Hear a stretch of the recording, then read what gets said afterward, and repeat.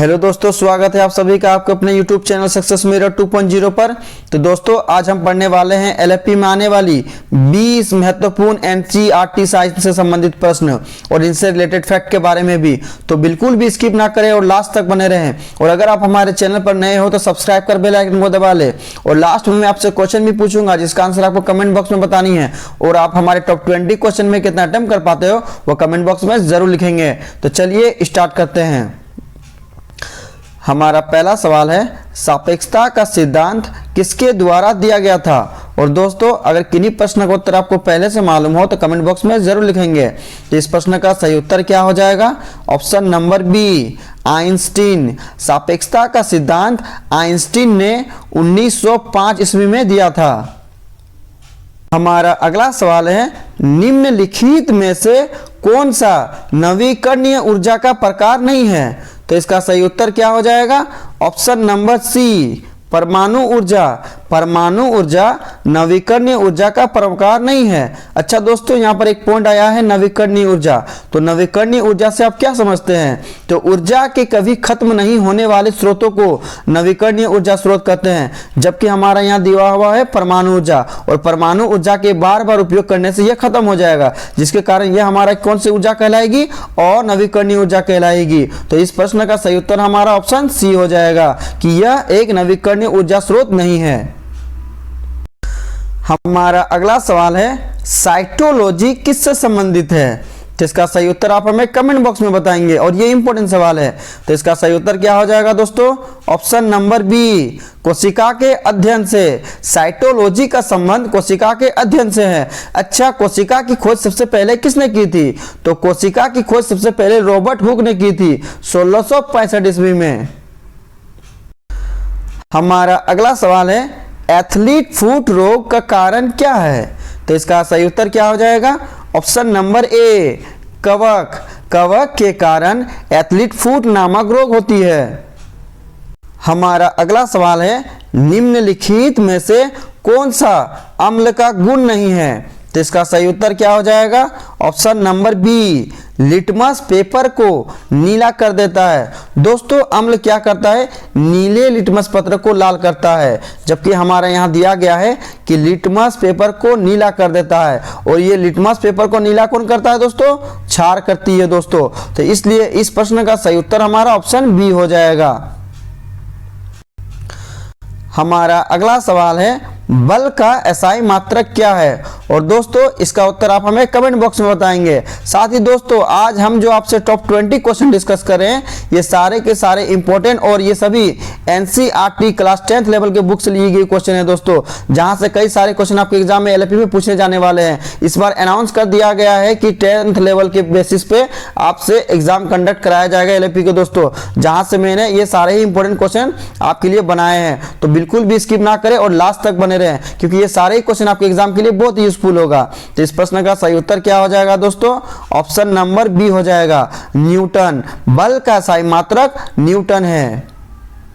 हमारा अगला सवाल है, निम्नलिखित में से कौन सा कोशिका सिद्धांत का घटक नहीं है। और दोस्तों 4 ऑप्शन हमारा यहाँ दिया गया है, जिसमें हमें बतानी है कि वो कौन सा ऐसा घटक है जो कोशिका के सिद्धांत के अंतर्गत नहीं आता है। तो चलिए बारी बारी से देखते हैं। हमारा ऑप्शन ए में दिया हुआ है, सभी जीवित चीजें कोशिकाओं से बनी होती है। और ये दोस्तों सही दिया गया है, क्योंकि सभी जीवित चीजें कोशिकाओं से ही बनी होती है। ऑप्शन बी में है हमारा, कोशिकाएं जीवन की मूल इकाई है। और ये दोस्तों सभी को पता है कि जीवन की मूल इकाई कोशिकाओं से बनी होती है। यह भी हमारा सही दिया गया है। ऑप्शन सी में है, सभी कोशिकाओं में एक केंद्रक होता है। और दोस्तों ये बिल्कुल ही गलत है, सभी कोशिकाओं में एक केंद्रक नहीं होता है। इसलिए ऑप्शन सी हमारा इसका सही उत्तर हो जाएगा। और ये कोशिका सिद्धांत के घटक नहीं है। जबकि ऑप्शन डी में दिया गया है, कोशिकाएं पहले से मौजूद कोशिकाओं से आती है। बिल्कुल सही बात है दोस्तों, प्रत्येक कोशिका के बदले फिर कोशिकाओं का निर्माण होता है दोस्तों। तो ये ऑप्शन डी भी हमारा सही है। जबकि ऑप्शन सी हमारा कोशिका सिद्धांत के अंतर्गत नहीं आता है, इसलिए ऑप्शन सी हमारा इसका सही उत्तर हो जाएगा। हमारा अगला सवाल है उस प्रक्रिया का क्या नाम है जिसके द्वारा गैस तरल में बदल जाती है। तो दोस्तों गैस जो है हमारा तरल अवस्था में बदलती है वो कौन सी प्रक्रिया है। तो इसका सही उत्तर हमारा क्या हो जाएगा दोस्तों, ऑप्शन नंबर ए, गैसों का द्रवण, जिसे हम लोग संवहन विधि बोलते हैं दोस्तों। तो संवहन विधि में क्या होती है ना, गैस तरल में बदल जाती है। हमारा अगला सवाल है निम्नलिखित में से कौन सा विद्युत चुंबकीय विकिरण का प्रकार नहीं है। तो इसका सही उत्तर क्या हो जाएगा, ऑप्शन नंबर डी, ध्वनि तरंगे। ध्वनि तरंगे विद्युत चुंबकीय विकिरण नहीं है दोस्तों।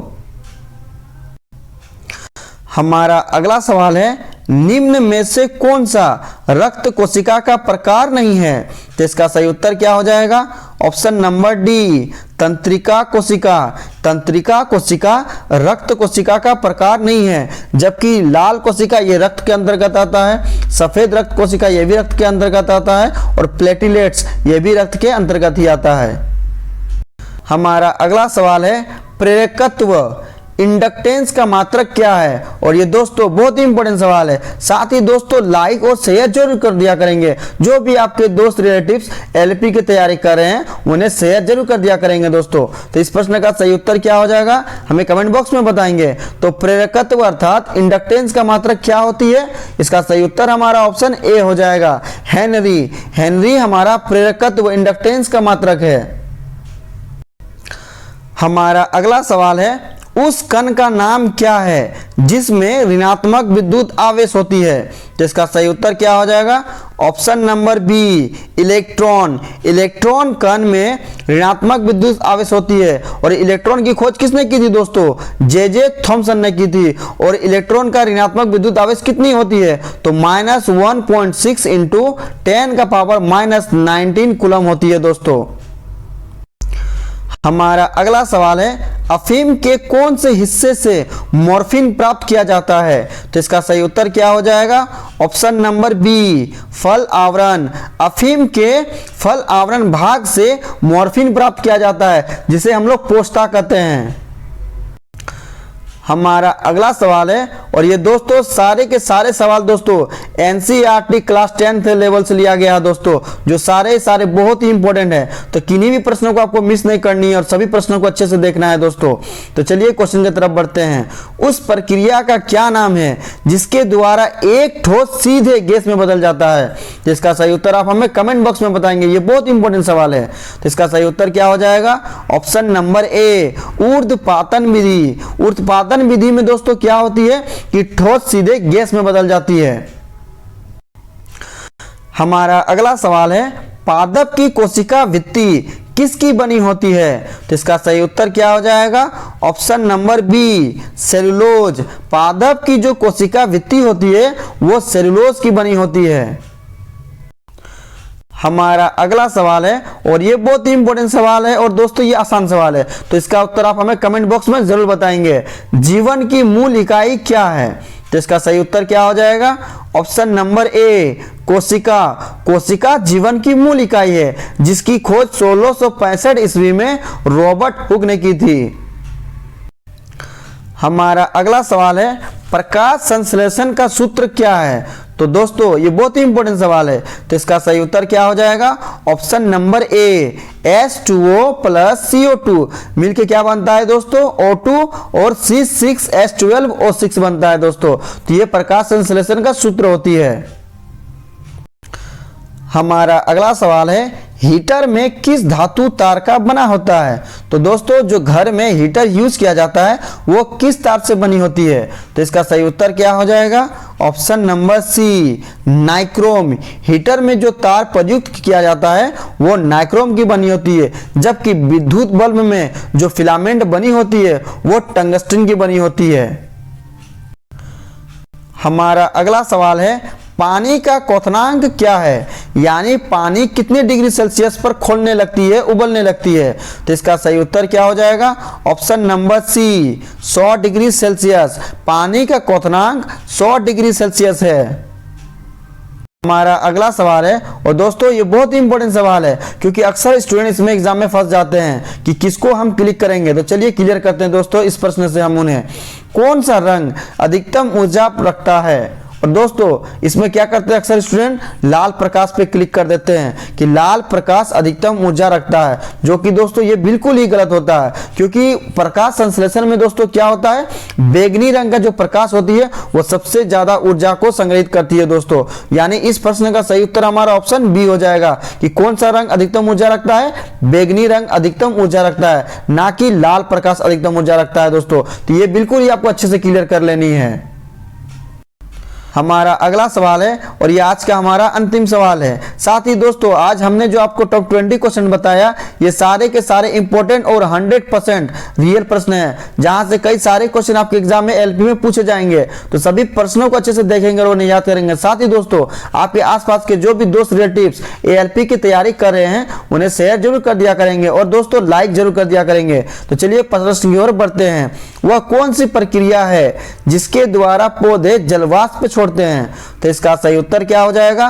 ऑप्शन नंबर ए, वाष्पोत्सर्जन। वाष्पोत्सर्जन की प्रक्रिया में पौधे जलवाष्प को छोड़ते हैं। अब लास्ट वीडियो के क्वेश्चन का आंसर। लास्ट वीडियो में मैंने आपसे क्वेश्चन पूछा था कि नेत्र में प्रवेश करने वाले प्रकाश की मात्रा को कौन नियंत्रित करती है? तो इसका सही उत्तर क्या था दोस्तों? ऑप्शन नंबर सी, परितारिका अर्थात आइरिस। और लगभग सभी स्टूडेंट ने इसका सही जवाब दिया और मोस्टली स्टूडेंट ने इसके बारे में डिटेल्स में लिखा। तो मैं आपको फिर बोलूंगा कि क्वेश्चन के बारे में आपको जितना ज्यादा से ज्यादा पता हो उन्हें आप लिखा करो, क्योंकि जो चीजें आप लिख देते हो उन्हें आप कभी नहीं भूलते हो। अब आपके लिए आज का सवाल है, रसायनों का सम्राट, किंग ऑफ केमिकल किसे कहा जाता है? 4 ऑप्शन दिया गया है, सही उत्तर आप हमें कमेंट बॉक्स में बताएंगे। साथ ही दोस्तों आप हमारे टॉप 20 क्वेश्चन में कितना अटेम्प्ट कर पाए हो कमेंट बॉक्स में जरूर लिखेंगे दोस्तों। तो चलिए दोस्तों नेक्स्ट वीडियो में फिर मिलते हैं, तब तक के लिए बाय बाय, टेक केयर।